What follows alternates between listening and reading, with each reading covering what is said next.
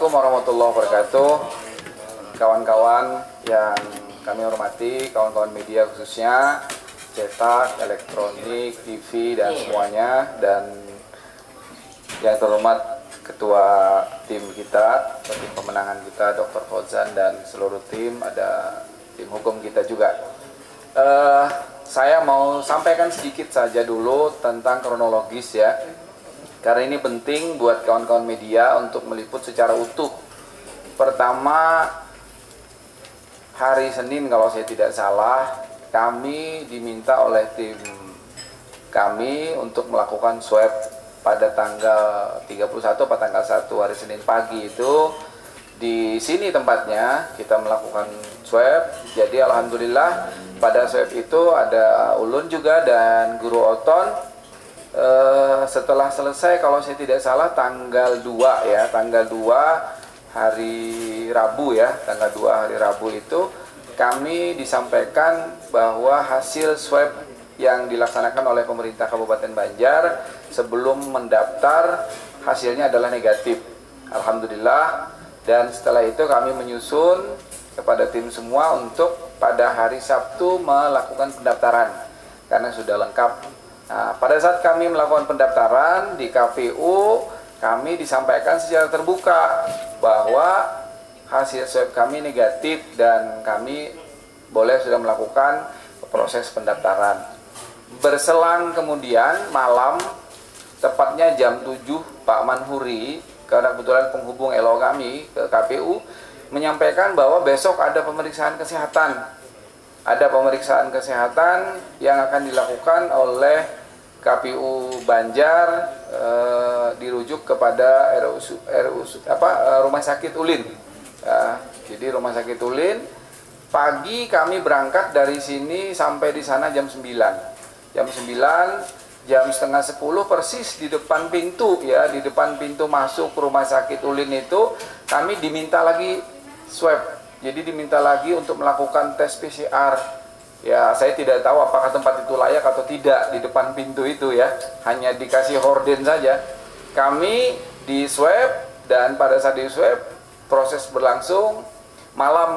Siang kami melakukan tes rohani sampai dengan malam selesai. Nah, disinilah bermula dari satu hal yang menurut kami ya boleh kita katakan hal yang sangat terkejut buat kami gitu ya.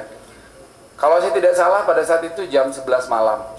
11 malam handphone saya berdering, saya mau istirahat, berdering dan ada salah satu komisioner KPU menelpon kami, memberitahukan kepada Ulun khususnya lewat via telepon itu bahwa beliau minta maaf, Pak Andin, saya memberitahukan informasi dari KPU Provinsi katanya. Jadi KPU Provinsi memberitahukan bahwa Pak Andin terindikasi terpapar COVID-19 positif. Dari situlah kami mulai kelimpungan gitu ya. Kenapa jadi sampai terjadi seperti itu? Kami datang ke kamar sebelah ke tempat Guru Oton dan ternyata saya konfirmasi Guru Oton juga terpapar COVID-19 dan positif gitu ya. Padahal baru 3 hari kami menerima hasil swab itu ternyata negatif. Berangkat dari itu 1 jam kemudian datang seorang dokter perempuan, katanya dokter paru, mau memeriksa kondisi kami. Kami dalam keadaan sehat walafiat. Ternyata setelah diperiksa, informasi dari beliau menyatakan bahwa Pak Andin dan Guru Oton kondisinya paru segala macam sehat. Bapak termasuk kategorisasi terinfeksi COVID-19 tanpa gejala, katanya begitu. Nah, jadi orang tanpa gejala. Nah, saya minta komentar beliau, Bu, kalau begitu gimana proses besok kesehatan kami? Nah, berdasarkan hasil ini, bahwa Bapak positif, katanya, maka Bapak ditunda 10 hari lagi baru boleh nanti dilakukan pemeriksaan, katanya. Itu membuat kami menjadi sangat kecewa gitu ya. Kami belum dapat surat apa-apa saat itu. Dan kami minta, kalau begitu, apa saran Ibu? Sarannya silahkan Bapak mau istirahat di rumah sakit atau ke rumah isolasi mandiri katanya. Karena saya sudah tidak memiliki keyakinan lagi bahwa ini ada sesuatu hal yang saya tidak yakin. saya putuskan untuk balik malam itu juga, tepatnya jam 2 malam kami balik dengan Guru Oton ke rumah. Pagi kami kumpulkan kawan-kawan tim. Kami sampaikan informasi by telepon atau via telepon dari komisioner KPU tersebut, dan diamini juga oleh salah satu dokter yang memeriksa kami bahwa ternyata kami benar-benar terinfeksi COVID-19 tersebut. Nah, berangkat dari situ kami merasa bahwa ini tidak lazim dan tidak kami yakini. Maka kami ambil satu keputusan, inisiasi dari tim dan ketua tim, Ulun sendiri pada saat itu dengan menggunakan hasil swab yang negatif berangkat ke Jakarta sore, dan Guru Oton bertahan di sini yang besoknya melakukan swab ke Rumah Sakit Ciputra.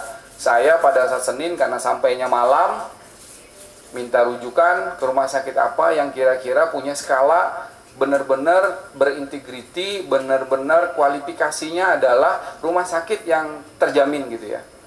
Akhirnya ditunjuklah Rumah Sakit Medistra. Saya pada saat hari Selasa itu, hari Selasa, tepatnya jam 12, saya datang, saya lapor, habis itu saya di swab. Di swab malam jam 9 malam saya dilaporkan oleh salah satu tim medis mereka, dinyatakan bahwa hasil saya negatif. Dan itu membuat saya sangat berbahagia hasil itu. Akan tetapi karena saya butuh konfirmasi langsung terhadap ini, saya paginya datang ke Dr. Gunawan. Dr. Gunawan adalah salah satu dokter spesialis. Saya datang pagi jam 9 ke Dr. Gunawan. Saya minta ke Dr. Gunawan untuk memeriksa seluruh kesehatan saya sebagai bahan komparasi nanti pada saat saya dilakukan pengecekan di Rumah Sakit Ulin. Beliau minta agar dilakukan tes swab yang kedua pada hari Rabu. Jadi pada hari Rabu itu saya melakukan swab lagi, rapid test, swab, dan semua hasil darah, urin, sampai dengan CT scan. Alhamdulillah tadi malam persis jam 9 malam lagi saya dikonfirmasi ternyata saya negatif lagi. Berarti sudah 2 kali berturut-turut di Rumah Sakit Medistra saya dinyatakan negatif lagi. Nah, persoalan inilah yang mau harus saya sampaikan kepada media, bahwa ada hal yang sangat merugikan bagi kami khususnya.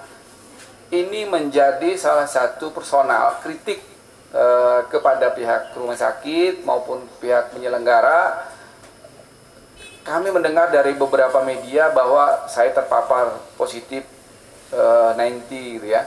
Dan ini sangat merugikan bagi kami tim, saya dengan Paslon, dengan Guru Oton juga.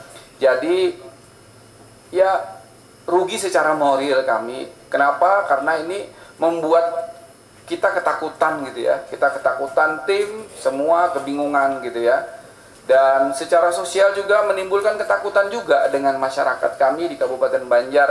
Khususnya kami yang mengagendakan adanya pertemuan, adanya diskusi dengan masyarakat di desa, batal. Kenapa jadi batal? Karena memang ditakutkan terpapar COVID-19 juga. Karena Pak Andin sudah beredar di media massa, di media elektronik, di media cetak, dan media sosial, bahwa ternyata 8 orang itu termasuk Andin dan Guru Oton terpapar COVID-19 gitu ya. Dan yang terakhir ini persoalan yang ketiga adalah persoalan elektoral. Ada para pihak yang kami melihat menyebarluaskan begitu masif bahwa Andin dan Guru Oton ini adalah orang yang terkena COVID gitu ya. Dan ini sangat merugikan sekali. Kalau seperti ini terjadi, kasihan kawan-kawan yang lain gitu ya, selain kami berdua gitu ya. Nah, ini persoalan yang penting buat pihak penyelenggara, buat pihak rumah sakit, dan semua masyarakat Kabupaten Banjar untuk bisa melihat secara objektif. Kalau seandainya memang kami positif, kami juga diperlihatkan surat, setidak-tidaknya kami tahu gitu bahwa kami ternyata positif. Ini saya tidak menemukan satupun selembar surat saya dinyatakan positif gitu ya. Nah, ini sekali lagi kepada kawan-kawan media, ini tidak membuat kita nyaman gitu ya. Akan tetapi karena ini kawan-kawan sudah pada kumpul semua, kami mengambil hikmah dari semua perjalanan kami ini sebagai pasangan calon independen atau jalur perseorangan, bahwa ternyata kesehatan itu penting. Sangat penting kesehatan itu bagi kita semua, bagi masyarakat Kabupaten Banjar. Walaupun di masa pandemi kita tetap melakukan pemilu kada gitu ya. Jadi tidak boleh bertoleransi terhadap kesehatan tersebut walaupun kita tetap melaksanakan pilkada. Dan yang kedua, saya juga melihat ada hikmah di balik perjalanan dalam 7 hari ini. Kami terinfeksi, disebut dengan terinfeksi atau positif, itu membuat kita sadar semua. Kita sadar bahwa ternyata proses pemilu kada ini harus bersama-sama kita awasi.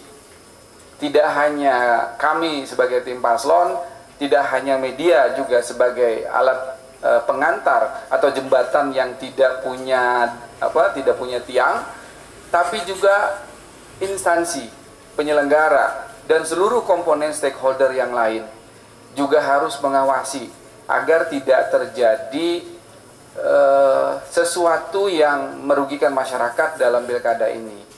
Kita pengen pilkada ini berjalan dengan baik, jujur, adil, tidak ada intimidasi, tidak ada kecurangan, dan mudah-mudahan tidak terjadi transaksi politik uang. Dan terakhir, ini juga hikmah besar ya Pak Ketua ya, hikmah besar bagi kami tim Banjar Bersinar, membuka mata kami dan membuka juga mata masyarakat Kabupaten Banjar sehingga lebih relevan, lebih terbuka bahwa di hadapan mata kita ini ternyata COVID-19 ini bukan hanya persoalan kesehatan, tapi di belakangnya itu ada persoalan kesejahteraan yang perlu sangat kita perhatikan untuk masyarakat kita di Kabupaten Banjar.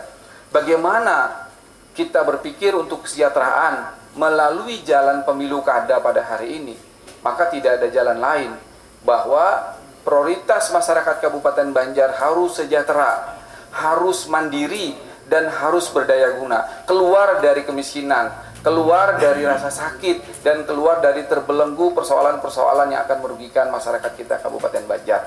Kira-kira itu menjadi harapan besar kami kepada kawan-kawan media untuk bisa disampaikan ke publik bahwa ini menjadi catatan penting bagi semua masyarakat Kabupaten Banjar dan semua stakeholder yang terlibat terhadap persoalan-persoalan yang ada pada saat ini. Kira-kira itu yang dapat ulun sampaikan kepada kawan-kawan media. Terima kasih. Assalamualaikum warahmatullahi wabarakatuh.